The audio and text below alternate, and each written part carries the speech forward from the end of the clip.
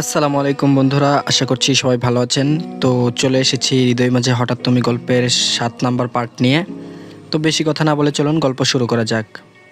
আলতাফ মাহমুদ বলেন, সত্যি সত্যিই কি তুমি মায়ার সাথে সংসার করতে চাইছো? আলভি বলে, হ্যাঁ। আলতাফ মাহমুদ আবার বলেন, কিন্তু মায়া তো করতে চায় না। আলতাফ মাহমুদের এমন কথায় সবাই অবাক হয়ে যায়। আলভি কপাল ভ্রুকুচকে বলে, কেন? আলতাফ মাহমুদ বলেন, জানি না আমি। মায়া বলেছে তোমার সাথে সংসার করবে না, আজকেই তালাক দিয়ে দিতে বলেছে। তারপর আলভি বলে, মিথ্যা বলছো তুমি। আলতাফ মাহমুদ বলেন, একটাও মিথ্যে বলছি না, সকলের সামনেই তো বলেছিল। আমি ওকে বুঝাতে গিয়েছিলাম, ও সোজাসাপটা না করে দিয়েছে, তোমার সাথে কিছুতেই সংসার করবে না। আলভি বলে, আমি বিশ্বাস করি না। তারপর আলতাফ মাহমুদ বলেন, তুমি বিশ্বাস করো বা না করো তাতে আমার কিছু যায় আসে না, তুমি মায়াকে তালাক দিয়ে দাও, আমি ওকে অন্য জায়গায় বিয়ে দিয়ে দেব, এভাবে তোর জীবনটা নষ্ট হতে দিতে পারি না। তারপর আলভি বলে, মায়াকে ডাকো এখানে। আলতাফ মাহমুদ বলেন, কেন? আলভি বলে, ও আমার সামনে নিজের মুখে বলবে, তবেই আমি বিশ্বাস করব। তারপর আলতাফ মাহমুদ বলেন, মাহিত যা মায়াকে ডেকে নিয়ে আয়। মাহিত সোফা ছেড়ে মায়ার রুমের দিকে এগিয়ে যায়। কয়েক মিনিট পরেই মায়া নিচে নেমে আসে, মাথা নিচু করে দাঁড়ায় সকলের সামনে। আলভি মায়ার মুখের দিকে তাকিয়ে থাকে। গত দুদিনের তুলনায় আজকে মায়ের চোখ মুখ ফোলা ফোলা দেখাচ্ছে, মুখের রং কিছুটা ফ্যাকাশে হয়ে গেছে, চুলগুলো বোধহয় এলোমেলো হয়ে আছে। ওড়না দিয়ে ঢেকে রাখার কারণে সেভাবে বোঝা যাচ্ছে না, তবে কপালের দিকে এলোমেলো হয়ে বেরিয়ে আছে অল্প কিছু চুল। মায়ার এমন মলিন চেহারা দেখে আলভির ভীষণ মায়া হয়। মেয়েটাকে অনেক কষ্ট দিয়েছে এতগুলো বছর ধরে। আহনাফ মাহমুদ মেয়ের দিকে তাকিয়ে বলেন, আলভি তোর সাথে সংসার করতে চাইছে, আমরাও সেটাই চাই। আমরা চাইলেই তো হবে না, তোরও চাইতে হবে। এখন তুই কি চাইছিস? তোর উপর কোনো কিছু আর জোর করে চাপানো হবে না, তুই যা বলবি তাই হবে। তারপর মায়া বলে, আমি মুক্তি চাই এই সম্পর্ক থেকে। নিচের দিকে দৃষ্টি স্থির রেখে কাট কাট গলায় বলে কথাগুলো। তারপর আহনাফ মাহমুদ আবার বলেন, ভেবে দেখ। মায়া বলে, অনেক ভেবেছি, আর ভাবতে চাইছি না। আহনাফ মাহমুদ বলেন, এটাই তোর শেষ সিদ্ধান্ত? তারপর মায়া বলে, হ্যাঁ। আহনাফ মাহমুদ আলভির দিকে তাকিয়ে বলেন, এবার কি বলবে? আলভি বলে, ওর সাথে আমি আলাদা করে কথা বলতে চাই। মায়ের রাগি রাগি কাট কাট গলার স্বর, আমি কারোর সাথে কোনো কথা বলতে চাই না। আলভি মায়ের রাগি চেহারার দিকে তাকিয়ে থাকে। এত রাগ? মায়া এখনও নিচের দিকেই তাকিয়ে আছে, একটাবার মুখ তুলে কারো দিকে তাকায়নি। ঐশী রহমান মায়ের দিকে তাকিয়ে বলেন, মায়া এমন বলছো কেন? আলভিকে ঐশী রহমানকে থামিয়ে দিয়ে মায়া বলেন, প্লিজ আম্মু, আমি আর কোনো কথা শুনতে চাইছি না। এত বছর মানুষের এত এত কথা শুনেছি যে এখন আর কারো কথা শুনতে ইচ্ছে করে না। এতগুলো বছর আমি সব কিছু মেনে নিয়েছি, কিন্তু এখন আর মানতে পারবো না। তোমার ছেলে যা করতে এতগুলো বছর পর দেশে ফিরেছে তা করতে বলো। তারপর মায়ার মা বলে, ও তো তোমার সাথে সংসার করতে চাইছে মায়া। তারপর মায়া বলে, উনি সংসার করার জন্য দেশে আসেনি আম্মু। মায়ের মা আবার বলে, কিন্তু এখন তো। থামিয়ে দিয়ে মায়া বলে, এখন উনি চাইলেও আমি চাই না, আমি মুক্তি চাই এই সম্পর্ক থেকে, আর এমন জীবন থেকে। মেহবুবা মেহের বলেন, মায়া বিয়েটা তো ছেলে খেলা না, একটাবার তো ভেবে দেখ। তারপর মায়া বলে, তোমরা সবাই তো আমাদের দুজনের সাথে ছেলে খেলাই খেলেছিলে আম্মু। যেই বয়সে আমি হাফ প্যান্ট পরে খালি গায়ে দৌড়ে বেড়াতাম, সেই বয়সে তোমরা আমাকে এলোমেলোভাবে শাড়ি পরিয়ে একজনের সাথে বিয়ে দিয়ে দিলে। তখন আমি বুঝতামই না হাজব্যান্ড ওয়াইফ কাকে বলে। বিয়ে কি? বিয়ে হলো, আর হাজব্যান্ডও হারিয়ে গেল। যেই ছেলেটার সাথে জোর করে বিয়ে দিয়ে দিলে, সেই ছেলেটাকেও বোঝার চেষ্টা করনি তোমরা কেউ। সবেমাত্র এসএসসি পরীক্ষা দিয়েছিল, দাড়িকেও ফোটেনি তখনও। রাগে ক্ষোভে সেও বাড়ি ছেড়ে পরিবার ছেড়ে চলে গেল বহু দূরে। সে পরিবার হারিয়েছিল, আর আমি আমার শৈশব কৈশোর ফিরিয়ে দিতে পারবে? পেরিয়ে যাওয়া প্রায় 13টি বছর তোমরা ছেলে খেলা খেলোনি আমাদের দুজনের সাথে? মায়ার এই প্রশ্নের উত্তর কেউ দিতে পারল না। মায়ার চোখে চোখ রাখতেও পারে না কেউ, কিন্তু আলভি মায়ের চোখের দিকে তাকিয়ে আছে। মায়াও আলভির মুখের দিকেই তাকিয়ে আছে। আলভির বিশ্বাস হচ্ছে না মায়া এতগুলো কথা বলল। এই মেয়ে তো এখন কথা বলতে শিখে গেছে। মায়া আলভির দিকে তাকিয়ে থেকেই বলে, তোমরা এতগুলো বছর যা বলেছ সব শুনেছি আমি, এখন আমি নিজের কথা শুনবো। আমি চাই না ওনার সাথে সংসার করতে। উনি আমাকে তালাক দেওয়ার জন্য এসেছে, ভালো কথা, তালাক দিয়ে দিক। এই সম্পর্ক থেকে মুক্ত হয়ে নিজের পছন্দের মেয়েকে বিয়ে করে সুখে সংসার করুক। আমাকে নিয়ে কারো ভাবতে হবে না, আমি নিজেকে নিয়ে ভাবতে পারি এখন। আলভি বসা থেকে উঠে দাঁড়ায়, এগিয়ে গিয়ে মায়ার এক হাত নিজের হাতের মুঠোয় পুরো সিঁড়ির দিকে টেনে নিয়ে যেতে যেতে বলে, তোমার সাথে কথা আছে আমার, রুমে চলো। মায়া শক্ত হয়ে দাঁড়ায়, ঝাড়ি দিয়ে আলভির হাতের মুঠোয় থেকে নিজের হাত ছাড়িয়ে নেয়। আঙ্গুল তুলে শাসিয়ে বলে, আপনি ছোবেন না আমায়, আপনার সাথে কোনো কথা নেই আমার, আর না আগে ছিল। নেক্সট টাইম আমাকে ছোঁয়ার চেষ্টা করবেন না আপনি। আলভি পুনরায় মায়ের হাত ধরতে গেলে মায়া হাত গুটিয়ে নেয়। আলভিকে পাশ কাটিয়ে দ্রুত পায়ে নিজের রুমের দিকে এগিয়ে যায় সিঁড়ি বেয়ে। পেছন পেছন আলভি নিজেও দ্রুত এগিয়ে যায় আর ডাকতে থাকে, মায়া রুমে ঢুকে আলভির মুখের উপর ডোর লক করে দেয়। একটুর জন্য মায়াকে ধরতে পারলো না, রুমেও ঢুকতে পারে না। রেগে ডোরের উপর হাত মুঠো করে পাঁচ মারে। জোরে শব্দ হয়, এত জোরে শব্দ শুনে কেঁপে ওঠে মায়া। ডোরে করাঘাত করে বেশ কয়েকবার উচ্চ স্বরে ডাকা মায়ার নাম ধরে। মায়ার টু শব্দ অবধি করে না, যেন রুমের ভেতর কেউ নেই। মায়ার সারা শব্দ না পেয়ে বুঝতে পারে মায়া একটা কথাও বলবে না, এখন ভেতর থেকেও বের হবে না। এখন না বেরোলেও পরে তো বের হবেই, কতদিন রুমের ভেতর থাকবে। রেগে ফুসফুস করতে করতে নিজের রুমের দিকে এগিয়ে যায়। রাগ হচ্ছে ভীষণ। আমান থাকলে এখন ওর উপর রাগ ছাড়তে পারত। ড্রয়িং রুমে সবাই নিশ্চুপ হয়ে বসে আছে। মাহির সকলের দিকে একবার নজর বুলিয়ে বলে, আমি প্রথমেই নিষেধ করেছিলাম, সেদিন আমার কথা শুনলে আজ এমন পরিস্থিতি সৃষ্টি হতো না। তারপর মাহিদ বলে, একবার এ রাজি তো সে রাজি না, আবার সে রাজি তো এ রাজি না। দুজনকে এক রুমে 1 মাস বন্দি করে রাখো, দেখবে সব ঠিক হয়ে গেছে। তারপর মাহির বলে, তুই বেশি কথা বলিস, চুপচাপ বসে থাক। মাহিদ বলে, হ্যাঁ চুপচাপ বসে থাকো, আর এদের দুজনের কাহিনী অনন্তকাল চলতেই থাকবে। তারপর মাহির আবার বলে, তুই যাবি এখান থেকে নাকি? তারপর মাহিদ বলে, যাচ্ছি, ভালো কথা বললেই দোষ। সোফা সেরে উঠে নিজের রুমের দিকে এগিয়ে যায় মাহিদ। নিজের পরিবার আর এই দুজন জামাই বউয়ের উপর ভীষণ রাগ হচ্ছে। এদের চোখ করে পরে ওর খাওয়া হলো না, ভার্সিটি যেতে হবে একটু পরেই। বাইরের খাবার খেতে পারে না, খেলেই বিভিন্ন রকমের সমস্যা দেখা দেয়। বাড়ি থেকে না খেয়ে বেরোলে সারাদিন না খেয়ে থাকতে হবে, কি আর করার। দুপুরে মায়াকে ডাকতে আসে মাহির। এর আগে ঐশী রহমান, মেহবুবা মেহের, সানজিদা এসে ডেকে গেছে অনেকবার, কথা বললেও রুম থেকে বের হয়নি। তারপর মাহির বলে, বনু ডোর খোল। মায়া সারা শব্দ করে না। মাহির নরম মায়াবী স্বরে বলে, বনু ডোর খোল, তোর সাথে কথা আছে আমার, কথাগুলো বলেই চলে যাব। মায়া ডোর খুলে দেয়। সামনে তাকিয়ে দেখে মাহির খাবারের প্লেট হাতে দাঁড়িয়ে আছে। মাহির বোনের মুখের দিকে তাকায়। মায়াকে স্বাভাবিক লাগছে, ভেজা চুলগুলো কোমর পর্যন্ত ছড়িয়ে রয়েছে। মাত্রই বোধহয় ওয়াশরুম থেকে বেরিয়েছে। মায়া পথ ছেড়ে দাঁড়ায়, মাহির ভেতরে প্রবেশ করে। মায়া ডোর লক করে এসে বেডে বসে। মাহির ভাত মাখাতে মাখাতে বলে, সবাই এতবার ডেকে গেছে, বের হসনি কেন? মায়া বলে, ইচ্ছে হয়নি তাই। মাহির আবার বলে, তাই বলে না খেয়ে থাকবি দুপুর পর্যন্ত? মায়া বলে, কে বললো আমি না খেয়ে আছি? মাহির বলে, কি খেয়েছিস? মায়া বলে, কেক, বিস্কিট, বাদাম, চানাচুর আর চকলেট। মাহির বলে, কোথায় পেলি? মায়া বলে, আমার রুমে ছিল আগে থেকেই। মাহির বলে, এত রাগ ভালো না। তারপর মায়া বলে, কোথায় এত রাগ দেখলে? তারপর মাহির বলে, আরেকটা বার ভেবে দেখ। মায়া বলে, ওই প্রসঙ্গে আর কথা বলতে চাইছি না ভাইয়া। মাহির বোনের মুখে ভাত পুরে দিয়ে তাকিয়ে রইল। মায়া ভাত চিবোতে চিবোতে মাহিরকে বলে, তুমি খেয়েছো? তারপর মাহির বলে, হ্যাঁ আমি খেয়েছি। খাওয়ানো শেষ করে মাহির রুম থেকে বেরিয়ে আসে। তারপর ঐশী রহমান মাহিরকে দেখে বলে, কিছু বুঝাতে পারলে? মাহির বলে, কি বুঝাবো, উল্টো আমাকেই এত এত জ্ঞান দিয়ে দিল। আমার চেয়ে ওর মাথায় বেশি বুদ্ধি, আমাকে কিছু বলতেই দেয়নি। তারপর ঐশী রহমান বলেন, কিছুই বলতে পারোনি? মাহির বলেন, না। ঐশী রহমান বলেন, আচ্ছা যাও খেয়ে নাও, তোমার জন্য সানজিদা বসে আছে। বিকেল 4টায় নিজের রুম থেকে বেরিয়ে আসে মায়া। সিঁড়ির কাছাকাছি আসতেই দেখে আলভি সিঁড়ি বেয়ে উপরে উঠে আসছে। আলভি নিজেও দেখে মায়াকে, নেভি ব্লু কালারের একটা গাউন পরে আছে, হালকা সাজ, সাথে নেভি ব্লু কালারের হিজাব, দেখতে মাশাআল্লাহ লাগছে।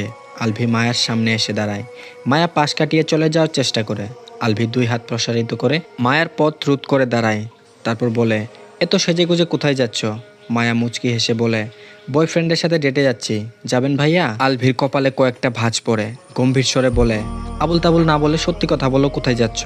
আবার ভাইয়া ডাকছ, লজ্জা করে না হাজবেন্ডকে ভাইয়া ডাকতে?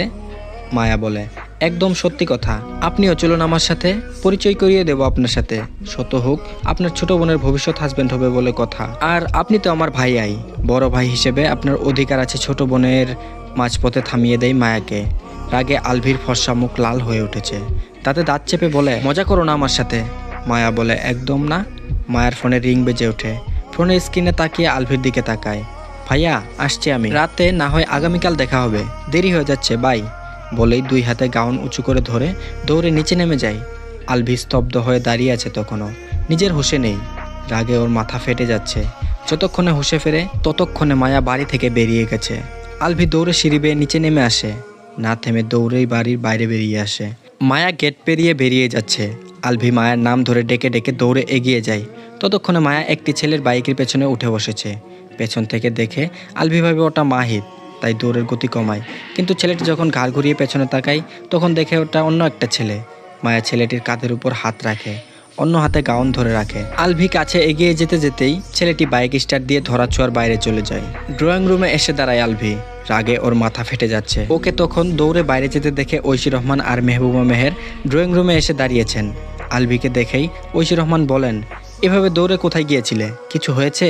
আর এত রেগে আছো কেন? আলভি গম্ভীর স্বরে বলে, বাড়ির মেয়ে কোথায় যায়, কার সাথে যায় খোঁজখবর রাখো না? ঐশী রহমান বলেন, কি হয়েছে? তারপর আলভি বলে, মায়া কোথায় গেল? ঐশী রহমান বলেন, কেন, ওর মামার বাড়িতে? আলভি বলে গেছে তোমাদের? ঐশী রহমান বলেন, হ্যাঁ। আলভি বলে, কার সাথে গেল? ঐশী রহমান বলেন, মাহিদের সাথে। তারপর আলভি বলে, মাহিদ ছিল না ওটা। ঐশী রহমান আবার বলেন, কোনটা? আলভি বলে, যে ছেলের সাথে মায়া গেল। ঐশী রহমান বলেন, কোন ছেলের সাথে গেছে? মায়ের কথায় বিরক্ত হয় আলভি, রেগেই বলে, প্রশ্নটা তো আমি করেছি, মায়া কার সাথে গেল? ছেলেটাকে চিনলে আমি তোমাদের জিজ্ঞেস করতাম নাকি? কে ওই ছেলে? দুই যা একে অপরের মুখের দিকে তাকায়। মাহিদের সাথেই তো মায়ের যাওয়ার কথা, কার সাথে গেল তাহলে? মেহবুবা মেহের বলেন, ছেলেটাকে দেখতে কেমন? তারপর আলভি বলে, লম্বা চওড়া, মাহিদের চেয়ে বয়সে অনেক বড় মনে হলো। গায়ের রং শ্যাম বর্ণের, ক্লিন শেভ করা। তারপর মেহবুবা মেহের বলেন, ক্লিন শেভ করা না, ওর দাড়ি উঠেনি এখনো, ওটা শিপন। আলভি বলে, কোন শিপন? মেহবুবা মেহের বলেন, ছোট ভাইয়ের ছোট ছেলে শিপন। তারপর আলভি বলে, সেই ছোট্ট শিপন? মেহবুবা মেহের বলেন, হ্যাঁ। আলভি বলে, ও এত বড় হয়ে গেছে?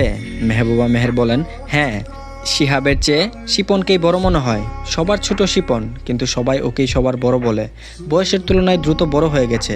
তারপর আলভি বলে, পুরো হরলিক্স ফ্যাক্টরি ওকে গুলে খাইয়েছে নাকি? 17 বছরের ছেলেকে 25 বছরের মনে হলো। তারপর মেহবুবা মেহের বলেন, বললাম না, যে দেখে সে ওকে সকলের বড় বলে। আলভি বলে, মায়া মামার বাড়িতে কেন গেল? মেহবুবা মেহের বলেন, আজকে শীতলের জন্মদিন। জন্মদিন তো পালন করতে দেয় না, ওরা ছোটরাই নিজেদের মতন করে আনন্দ করে, তাই মাহিদ আর মায়াকে যেতে বলেছিল। মাহিদ তো বড় হয়ে গেছে, ওকে যেতে বললে যায় না, সেজন্য মায়া আর মাহিদ গেছে। আলভি আর কিছু না বলে নিজের রুমের দিকে এগিয়ে যায়। মায়া ওকে কি বলেছে সেসব আর বলে না শাশুড়ি মাকে। মায়া যে শয়তানি করে বলেছে ওকে জ্বালানোর জন্য, সেটা বুঝে গেছে। কি বজ্জাত মেয়ে ভাবা যায়। একটুর জন্য মিনি হার্ট অ্যাটাক হতে হতে বেঁচে গেছে। দুই যা একে অপরের মুখের দিকে তাকিয়ে হেসে ওঠেন। মায়াকে অন্য ছেলের সাথে দেখে আলভি জেলাস, সেজন্যই এত রেগেছিল। দুজনেই আবার কিচেনের দিকে এগিয়ে যান। শিপন বাইক চালাতে চালাতে সামনের দিকে দৃষ্টি রেখেই বলে, আপু, ভাইয়া তো তোমাকে ডাকলো, কথা বললে না কেন? আর এত তাড়াহুড়ো করছিলে কেন? তারপর মায়া বলে, কে ডাকলো না ডাকলো সেটা নিয়ে তোকে ভাবতে হবে না, তুই মনোযোগ দিয়ে বাইক চালা, ফেলে দিস না আবার। তারপর শিপন বলে, রেগে যাচ্ছ কেন? আবার মায়া বলে, তুই মুখ বন্ধ রাখ। তারপর শিপন আবার বলে, ভাইয়া কেউ নিয়ে আসলে ভালো হতো না? মায়া বলে, এত যে ভাইয়া ভাইয়া করছিস, তোর কোন জন্মের ভাই হয়? তুই চিনিস ওনাকে? আজকের আগে কখনো দেখেছিস? তারপর শিপন বলে, ছোটবেলায় তো দেখেছি। মায়া বলে, তোর মনে আছে সে কথা? শিপন বলে, একটু একটু। মায়া বলে, ঢপ মারার জায়গা পাস না না? তারপর শিপন আবার বলে, ঢপ মারবো কেন, সত্যি কথা বলছি। মায়া বলে, চুপচাপ বাইক চালা। শিপন বলে, তুমি তো আলভি ভাইকে ভালোবাসতে আপু। তারপর মায়া বলে, কে বললো তোকে? শিপন বলে, আমি জানি। মায়া বলে, ছোট মানুষ ছোটদের মতন থাকবি, বড়দের মতন কথা বলছিস কেন? শিপন বলে, আমাকে তোমার ছোট মনে হয় এখনো? সবাই আমাকে বড় বলে। মায়া বলে, শুধু হাত পায়ে বড় হয়েছিস, বুদ্ধিতে না। কথা বলতে বলতে বাড়িতে এসে পৌঁছায় দুজন। বাইক পার্ক করে রেখে দুজন বাড়ির ভেতর প্রবেশ করে। মায়াকে দেখেই দৌড়ে আসে শীতল। তারপর শীতল বলে, আলভি ভাইয়ার বউ, আপনার এখন আসার সময় হলো তাহলে না? আমি তো ভেবেছিলাম আজকে আসতেই পারবেন না। মায়া বলে, আপু তোমাকে বলেছি না এই নামে সম্বোধন করবে না আমায়? তারপর শীতল বলে, কেন, এই নামে সম্বোধন করলে কি করবি তুই? মায়া বলে, চুপ করবে কিনা, আমি কিন্তু চলে যাব। শীতল বলে, এত রেগে যাচ্ছিস কেন? আচ্ছা চুপ করলাম, এখন আয়। বাড়ির সকলের কাছে এগিয়ে যায় মায়া। অনেকগুলো দিন পর মামা বাড়িতে আসা হয়েছে। আর এদিকে রাত প্রায় 1:30 বাজতে চলেছে। একা একা ছাদে বসে আছে আলভি। ঘুম দুই চোখের পাতায় ধরাই দিচ্ছে না। রুমে থাকতে থাকতে বিরক্ত হয়ে ছাদে উঠে এসেছে। গরমে ছাদেও ভালো লাগছে না, আবার রুমেও যেতে ইচ্ছে করছে না। বাড়ির সবাই ঘুমিয়ে গেছে অনেক আগেই। বিরক্ত হয়ে আবার সিগারেট ধরায়। ওর কেমন যেন লাগছে, ও নিজেই বুঝতে পারছে না। জার্মানি থাকাকালীন ব্যস্ত সময় পার করতো সব সময়, কাজের মধ্যেই বিজি থাকতো। আর এখানে আসার পর থেকে শুয়ে বসে সময় পার করছে। আজকে সময় যেন পার হতেই চাইছে না। কারোর সাথে যে কথা বলবে সেই উপায়ও নেই। সবাই ঘুমিয়ে আছে এখন। রেলিংয়ের উপর বসে আবার সিগারেট ধরায়। উদাস মনে আকাশের দিকে তাকিয়ে আবার সিগারেটে টান দেয়। ভাবতে শুরু করে অতীত, মায়া আর সেই পুরনো আলভিটাকে। সব কিছু আজ অন্যরকম হতে পারত। ওর আর মায়ের সুখের একটা সংসার হতো। দুজনের মধ্যে আজ এত এত দূরত্ব থাকতো না। সব কিছু কেমন এলোমেলো হয়ে গেছে, কোনো কিছুই ঠিক নেই, আগেও ছিল না। পরের দিন দুপুরের পর বাড়ি ফিরে আসে মায়া আর মাহিদ। গত রাতেই ফিরে আসতে চেয়েছিল, তবে ওর মামা আর মামি আসতে দেয়নি, রাত বেশি হয়ে গিয়েছিল বলে। ড্রয়িং রুমে এসে কাউকে দেখতে পায় না দুজন, শুধু মেড মায়া রয়েছে, ওই ডোর খুলে দিয়েছে। বাকি সবাই হয়তো নিজেদের রুমে বিশ্রাম নিচ্ছে। আসরের নামাজের পর নিজের রুম থেকে বেরিয়ে আসে আলভি। গত রাতে সারা রাত জেগেছিল, সকালে খাবার খেয়ে ঘুমিয়েছিল, তাই সারাদিন ঘুমিয়েই পার করলো। ড্রয়িং রুমে এসে দেখে মাহিদ সোফায় বসে ফোন দেখছে। ভাতিজিকে কুলে নিয়ে নাহার বেগম অন্য সোফায় বসে তাসবিহ পাঠ করছেন। আশেপাশে নজর বোলায় আর কাউকে দেখতে পেল না। মায়া বোধহয় নিজের রুমে রয়েছে। হেঁটে এগিয়ে এসে বসে মাহিদের পাশে। মাহিদ ঘাড় ঘুরিয়ে বড় ভাইয়ের দিকে তাকায়। আলভি হাত বাড়িয়ে মান্তাসাকে কুলে তুলে আদর করে মাহিদের দিকে তাকিয়ে বলে, কখন এসেছিস? মাহিদ বলে, দুপুরের পরেই। আলভি বলে, যা তৈরি হয়ে আয়। মাহিদ বলে, কেন, কোথায় যাব? আলভি বলে, মার্কেটে। মাহিদ বলে, আমি? তারপর আলভি বলে, হ্যাঁ, সাথে তোর বাইকের চাবিও নিয়ে আসিস, যা এখন। মাহিদকে বসে থাকতে দেখে তারা দিয়ে বলে, যা। মাহিদ উঠে চলে যায় তৈরি হওয়ার জন্য। আলভি মান্তাসাকে নিয়ে ওর সাথে মেতে ওঠে। মেয়েটাকে ওর কাছে দারুণ লাগে, একদম পুতুলের মতো দেখতে। কি সুন্দর করে ওকে ছোট আব্বু ডাকে। ছোট ছোট হাত দিয়ে গালে ছুঁয়ে দেয়, চুমু খায়, আধো আধো বলিতে হাজারো কথা বলে। 5 মিনিটে তৈরি হয়ে আসে মাহিদ। মান্তাসাকে দাদির পাশে বসিয়ে দেয় আলভি। দাদির মুখের দিকে তাকিয়ে বলে, তোমার কিছু লাগবে? দাদি বলে, না। দাদির অভিমান করা গলার স্বর, এখনও রেগে আছো? তারপর দাদি বলে, আমি কে হই তোর যে তোর উপর রেগে থাকবো? আলভি বলে, আচ্ছা, ফিরে এসে তোমাকে বুঝাবো তুমি আমার কে হও, এখন আসছি, উম্মা। দুই ভাই বাড়ির ভেতর থেকে বেরিয়ে আসে। বাইকের কাছে এসে দাঁড়ায় দুজন। মাহিদ চাবি এগিয়ে দেয় আলভির দিকে। আলভি বলে, এদিকে দিচ্ছিস কেন? মাহিদ বলে, চালাও। আলভি বলে, আমি? মাহিদ বলে, তাহলে কে? আলভি বলে, হাত পা ভাঙতে চাস? মাহিদ বলে, মানে? আলভি বলে, আমি বাইক চালাতে পারি না, তুই চালা, আমি পেছনে বসছি। অবাক হয়ে বড় ভাইয়ের দিকে তাকিয়ে থাকে মাহিদ। তারপর বলে, তুমি বাইক চালাতে পারো না? তারপর আলভি বলে, না, দেরি হয়ে যাচ্ছে, বেশি কথা না বলে বসতো সামনে। মাহিদ বলে, আমি ভেবেছি তুমি চালাবে। তুমি চালাতে পারো না, তাহলে গাড়ি নিয়েই যাই। আলভি বলে, না, বাইকেই যাব। আর কথা না বাড়িয়ে সামনে উঠে বসে মাহিদ, পেছনে বসে আলভি। তারপর আলভি বলে, আমি যতদিন আছি ততদিনে তুই আমাকে বাইক চালানো শেখাবি? মাহিদ বলে, আচ্ছা। বাইক স্টার্ট দিয়ে বাড়ি থেকে বেরিয়ে আসে দুজন। কিছুটা এগিয়ে আসার পর হঠাৎ বাইক থামায় মাহিদ। আলভি বিরক্ত হয়ে বলে, মাঝ রাস্তায় থামাচ্ছিস কেন? তারপর মাহিদ বলে, সামনে দেখো। সামনে তাকায় আলভি। একটি মহিলা দাঁড়িয়ে আছে একটা বাড়ির সামনে, দুই হাতে দুটো 5 বছরের বাচ্চার হাত। পাশেই 7-8 বছরের একটি ছেলে দাঁড়িয়ে আছে। মেয়েটিকে একটু একটু পরিচিত মনে হলো আলভির, তবে পুরোপুরি মনে পড়ছে না। মেয়েটা কে? কিছু সময় তাকিয়ে থাকার পর বলে, কে ওই মহিলা? আর ওনাকে দেখতে বলছিস কেন? তারপর মাহিদ বলে, চিনতে পারছো না কে ওটা? তারপর আলভি বলে, চিনতে পারলাম না তো। মাহিদ বলে, তোমার এক্স ভাইয়া। চমকে ওঠে আলভি, আবার তাকায় সামনের দিকে। যা ভেবেছিল এখন তাই দেখছে। 3 বাচ্চার মা হয়ে গেছে মারিয়া। একটু পুরোই মুচকি হেসে বলে, ওই মহিলা মারিয়া? তারপর মাহিদ বলে, হ্যাঁ। আলভি বলে, এত বড় বড় ছেলে মেয়ে ওর? তারপর মাহিদ বলে, তুমি জার্মানি চলে যাওয়ার পরের বছর বিয়ে করেছিল পালিয়ে গিয়ে। 3 বছর পর বড় ছেলেকে কুলে নিয়ে ফিরে এসেছিল দুজন। তারপর 5 বছর আগে যমজ ছেলে মেয়ে হয়েছে। তো আজকের পার্টটি এই পর্যন্তই। আশা করছি আপনাদের কাছে ভালো লেগেছে। তো ভালো লাগলে অবশ্যই ভিডিওতে একটা লাইক দিয়ে দিবেন, আর অবশ্যই কমেন্ট করে জানাবেন গল্পটি কেমন লাগছে। তো ধন্যবাদ সবাইকে। সবাই আমাদের চ্যানেলটিকে সাবস্ক্রাইব করে রাখবেন।